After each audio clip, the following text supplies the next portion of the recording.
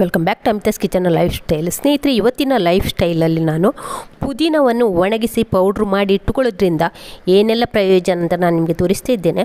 ಇದು ನಮ್ಮ ಟೆರೆಸ್ ಮೇಲೆ ಇರುವಂಥ ಪುದೀನ. ಹಾಗೆ ತುಂಬ ಬಿಸಿಲು, ರಣ ಬಿಸಿಲು. ಹಾಗೆ ಒಂದು ಸೈಡೆಲ್ಲ ಒಣಗಿದೆ, ಹಾಗೆ ಇನ್ನೊಂದು ಸೈಡು ನೋಡಿ ಹೀಗೆ ಸ್ವಲ್ಪ ಉಂಟು. ಹಾಗೆ ಅದನ್ನೆಲ್ಲ ಕೊಯ್ದು ಒಣಗಿಸುವಂತೆ ನಾನು ಹೊರಟಿದ್ದೇನೆ.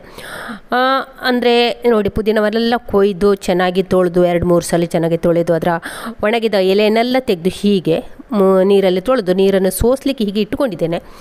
ಇದನ್ನು ಇಟ್ಟುಕೊಂಡು ನೀವು ಪೇಟೆಯಿಂದ ತಂದ ಪುದೀನ ಕೂಡ ಜಾಸ್ತಿ ಇದ್ದರೆ ಈ ರೀತಿ ಮಾಡಿಕೊಳ್ಬೋದು. ಕೆಲವು ಸಲ ಕೊಳೆತು ಹೋಗ್ತದಲ್ಲ, ಹಾಗೆ ಈ ರೀತಿ ಕೂಡ ಸ್ಟೋರ್ ಮಾಡಿಕೊಳ್ಬೋದು. ನೀರೆಲ್ಲ ಡ್ರೈ ಆದ ನಂತರ ಒಂದು ಪ್ಲೇಟಿಗೆ ಹಾಕಿ ಹೀಗೆ ಒಣಗಲಿಕ್ಕೆ ಹಾಕಬೇಕು. ನೀರನ್ನೆಲ್ಲ ಹಾಕಿ ಒಂದು ಸ್ವಲ್ಪ ಹೊತ್ತು ಬಿಸಿಲಲ್ಲಿ ಇಡಬೇಕು. ಪೂರ್ತಿ ಬಿಸಿಲಲ್ಲೇ ಒಣಗಿಸಿ ಇಟ್ಟುಕೊಳ್ಬಾರ್ದು, ಯಾಕೆಂದರೆ ಇದರಲ್ಲಿರುವಂಥ ಸತ್ವ ಎಲ್ಲ ಕಡಿಮೆ ಆಗ್ತದೆ ಅಂತ ಹೇಳ್ತಾರೆ. ಹಾಗೆ ಇದಕ್ಕೆ ಮೇಲಿನೊಂದು ಬಟ್ಟೆಯನ್ನು ಹಾಕಿ ಒಂದು ಸ್ವಲ್ಪ ನೆರಳಲ್ಲಿ ಒಣಗಿಸ್ಕೊಳ್ಬೇಕಾಗ್ತದೆ. ಚೆನ್ನಾಗಿ ಒಣಗಿಸಬೇಕು. ಅಂದರೆ ಒಂದು 2-3 ದಿವಸ ನೆರಳಲ್ಲಿ ಆದರೆ 3 ದಿವಸ ಒಣಗಿಸಬೇಕು. ಹಾಗೆ ಇದನ್ನೆಲ್ಲ ನಾನು ಹೀಗೆ ನೋಡಿ ಪ್ಲೇಟಿಗೆ ಹಾಕಿ ಟೆರೆಸ್ ಮೇಲೆ ಇಡ್ತೇನೆ. ಹಾಗೆ ಅದರ ಮೇಲೆ ಒಂದು ಬಟ್ಟೆಯನ್ನು ಕೂಡ ಹಾಕಿ ಇಡ್ತೇನೆ. ಸ್ನೇಹಿತರೆ, ಸರ್ವ ರೋಗಕ್ಕೂ ಪುದೀನ ರಾಮಬಾಣ ಅಂತಲೇ ಹೇಳ್ಬೋದು. ಬೇಸಿಗೆಯಲ್ಲಿ ಇದನ್ನು ಸೇವಿಸ್ತಾ ಬಂದರೆ ಉಂಟಲ್ಲ, ದೇಹ ತಂಪಾಗ್ತದೆ ಮತ್ತು ಉಷ್ಣ ಸಮತೋಲನದಲ್ಲಿರುತ್ತದೆ, ಪಿತ್ತ ಪ್ರಕೋಪ ಕಡಿಮೆ ಆಗುತ್ತದೆ ಅಂತ ಆಯುರ್ವೇದದಲ್ಲಿ ಹೇಳ್ತದೆ. ನೋಡಿ, ಈ ರೀತಿ ನಾನು ಒಣಗಿಸ್ಲಿಕ್ಕೆ ಇಟ್ಟಿದ್ದೇನೆ. ಮೇಲಿಂದ ಒಂದು ಬಟ್ಟೆಯನ್ನು ಕೂಡ ಕವರ್ ಮಾಡಿದ್ದೇನೆ. ಈ ಪೌಡ್ರನ್ನು ಉಪಯೋಗಿಸ್ಕೊಂಡು ನಾವು ಪುದೀನ ಚಟ್ನಿ ಮಾಡ್ಬೋದು, ಪುದೀನ ರೈಸ್ ಮಾಡ್ಬೋದು, ಮತ್ತು ಏನೆಲ್ಲ ಯಾವ ಐಟಮಿಗೆಲ್ಲ ನಾವು ಪುದೀನವನ್ನು ಹಾಕ್ತೇವೆ ಅದಕ್ಕೆಲ್ಲ ಈ ಪೌಡ್ರನ್ನು ಹಾಕಿ ಉಪಯೋಗಿಸ್ಕೊಳ್ಬೋದು. ಬ್ಲ್ಯಾಕ್ ಟೀ ಮಾಡುವಾಗ ಅದಕ್ಕೆ ಕೂಡ ಈ ಪೌಡ್ರನ್ನು ಹಾಕಿ ಕುಡಿಯೋದ್ರಿಂದ ಉಂಟಲ್ಲ, ಜೀರ್ಣಶಕ್ತಿ ಕೂಡ ಹೆಚ್ಚಾಗ್ತದೆ. ಹಾಗೆ ಗ್ಯಾಸ್ಟ್ರಿಕ್ನಿಂದ ಆಗುವಂಥ ಹೊಟ್ಟೆ ನೋವು ಕೂಡ ಕಡಿಮೆ ಆಗ್ತದೆ. ಈ ಪುದೀನ ನೋಡಿ 2 ದಿವಸ ನಂತರ ನೋಡಿ ಚೆನ್ನಾಗಿ ಪುಡಿ ಆಗಿದೆ. ಇದನ್ನೆಲ್ಲ ಇನ್ನು ಗ್ರೈಂಡರಿಗೆ ಹಾಕಿ ನಯವಾಗಿ ಪೌಡ್ರ್ ಮಾಡಿಕೊಳ್ಳುವ.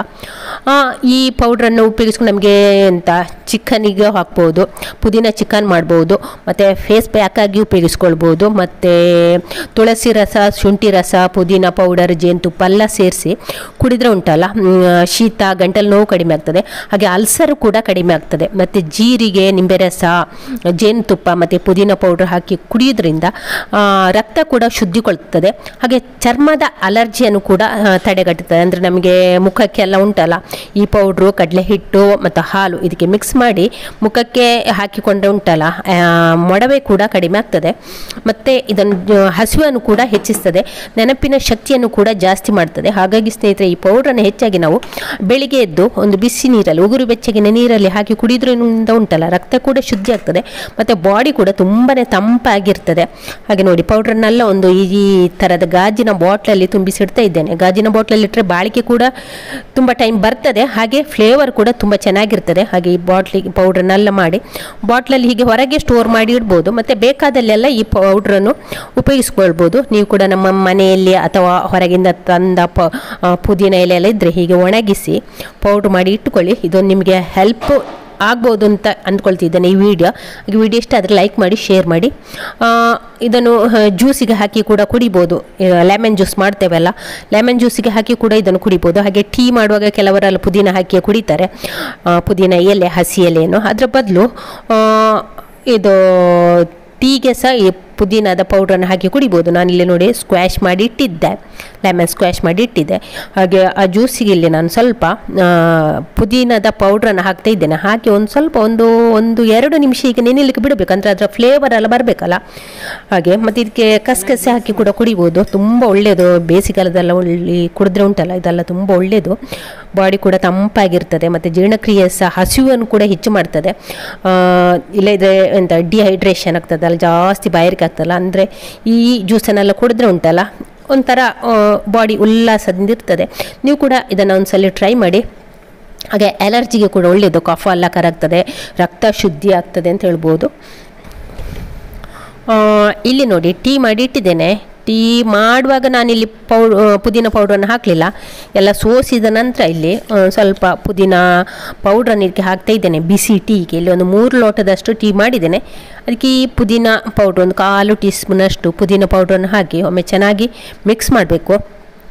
ಮಿಕ್ಸ್ ಮಾಡಿ ನಂತರ ಚೆನ್ನಾಗಿ ಇದರ ಫ್ಲೇವರೆಲ್ಲ ಬಿಡ್ತದೆ. ಹಾಗೆ ತುಂಬ ಒಳ್ಳೆಯದಾಗ್ತದೆ ಕೂಡ, ಜೀರ್ಣಶಕ್ತಿ ಕೂಡ ಇದರಿಂದ ಹೆಚ್ಚಾಗ್ತದೆ. ಮತ್ತು ಟೀ ಕುಡಿದ್ರೆ ಒಂದು ಸ್ವಲ್ಪ ಉಲ್ಲಾಸ ಆಗ್ತದಲ್ಲ, ಆಗ ಈ ಪುದೀನ ಸೇರಿಸಿದರೆ ಉಂಟಲ್ಲ ಇನ್ನೂ ಸ್ವಲ್ಪ ಒಳ್ಳೆಯದಾಗ್ತದೆ. ಫ್ಲೇವರ್ ಕೂಡ ಚೆನ್ನಾಗಿದೆ ನೋಡಿ. ಹೀಗೆ ಮಾಡಿ ನೀವು ಕೂಡ ಒಂದ್ಸಲ ಟ್ರೈ ಮಾಡಿ. ಹಾಗೆ ವಿಡಿಯೋ ಇಷ್ಟ ಆದರೆ ಲೈಕ್ ಮಾಡಿ. ಸ್ನೇಹಿತರೆ, ನನ್ನ ಕುಕ್ಕರು ಹಾಳಾಗಲಿಲ್ಲ, ಎಂತೋ ಲೀಕೇಜ್ ಬರ್ತಾಯಿತ್ತು. ಹಾಗೆ ಇವ್ರ ಹತ್ರ ಯಾವಾಗಲೂ ಇವರು ಕುಕ್ಕರ್ ನೋಡಿಕೊಂಡು ಹೇಳಿದರು ಕುಕ್ಕರ್ ಹಾಳಾಗಿದೆ, ತರುವ ಅಂದರೆ ನಾನೇ ಬೇಡ ಅಂತ ಹೇಳ್ತಾ ಇದ್ದೆ. ಬೇಡ ಇದೆ ಸರಿ ಮಾಡುವ, ಗ್ಯಾಸ್ಕೆಟ್ ಹಾಕೊಂಡು. ಕುಕ್ಕರ್ ಅಂದರೆ ಸುಮಾರು ಕುಕ್ಕರ್ ಉಂಟು, ಕೊಡೋದಿಲ್ಲ, ಎಲ್ಲವನ್ನು ಇಟ್ಟುಕೊಳ್ಳೋದು. ಹಾಗೆ ತರುವ ಅಂತ ಹಾಗೆ ನಾನು ಹೇಳಿದೆ, ಹಾಗಾದರೆ ಕುಕ್ಕರ್ ತನ್ನಿ ಅಂತ ಹೇಳಿ 1 ವರ್ಷವೇ ಆಗಿತ್ತು. ಅವರಿಗೆ ವಿಷಯ ಮರ್ತು ಹೋಗಿತ್ತು. ಹಾಗೆ ಮೊನ್ನೆ ಪುತ್ತೂರಿಗೆ ಹೋದಾಗ ಸಡನ್ ನೆನಪಾಯ್ತೇನೋ, ಕುಕ್ಕರ್ ಬೇಕಾ, ಯಾವ ಸೈಜಿದು ಯಾವುದು ಬೇಕು ಅಂತ ಕಳಿಸು ಅಂತ ಹೇಳಿದರು. ಹಾಗೆ ನಾನು ಇದರದ್ದೊಂದು ಫೋಟೋ ತೆಗೆದು ಕಳಿಸಿದೆ. ಹಾಗೆ ಆನ್ಲೈನಿನ ರೇಟು ಕೂಡ ಹಾಕಿದ್ದೆ. ಹಾಗೆ ಇದು ಹರ್ಷದಿಂದ ತಗೊಂಡು ಕುಕ್ಕರ್ ಚೆಂದ ಉಂಟು ನೋಡಿ. ಇದು ಸಹ ಇಂಡಕ್ಷನ್ ಸಪೋರ್ಟ್ ಕುಕ್ಕರ್ ಕೂಡ. ಹಾಗೆ 7.5 ಲೀಟರ್ ಇದು ಕುಕ್ಕರ್, ಇದು ಪ್ರೆಸ್ಟೇಜ್ ಕುಕ್ಕರ್, ಚೆನ್ನಾಗಿದೆ. ಹಾಗೆ ಇದಾಗ್ಬೋದು ಅಂತ ಹೇಳಿದರು. ಹಾಗೆ ಅಲ್ಲಿ ಹರ್ಷದಲ್ಲಿ ಹೋಗಿ ರೇಟ್ ನೋಡಿದರು. ಹಾಗೆ ಹರ್ಷದಲ್ಲಿ ಮತ್ತು ಆನ್ಲೈನಲ್ಲಿ ಒಂದೇ ರೇಟು, ಹಾಗೆ ಆಗ್ಬೋದು ಅಂತ ಹೇಳಿದೆ. ಅಲ್ಲಿಂದ ಸಹ ಫೋಟೋ ತೆಗೆದು ಕಳಿಸಿದರು. ಹಾಗೆ 1 ವರ್ಷ ಕಳೆದು ಅರ್ಜಿ ಹಾಕಿ 1 ವರ್ಷ ಆಗಿತ್ತು.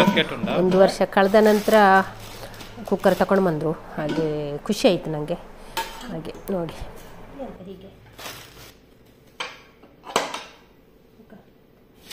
ಇದರದ್ದು ಇಲ್ಲಿ MRP ರೇಟು 3,485. ನಾವು ಹರ್ಷದಿಂದ ತಗೊಳ್ಳೋದು 2,962. ನಮಗೆ ಶಾಪಲ್ಲಿ ಸಹ ಇಷ್ಟೇ ರೇಟು, 2,962. ಹಾಗೆ ಆನ್ಲೈನಲ್ಲಿ ಕೂಡ ಇದೇ ರೇಟು, ಸೇಮ್ ರೇಟು. ಹಾಗೆ ನಾವು ಶಾಪಲ್ಲೇ ತಗೊಳ್ಳೋದು, ಏನಾದರೂ ಹೆಚ್ಚು ಕಡಿಮೆ ಆದರೆ ನಮಗೆ ಶಾಪಿಗೆ ಕೊಡ್ಬೋದಲ್ಲ, ಹಾಗೆ ಹರ್ಷದಿಂದ ತಗೊಳ್ಳೋದು.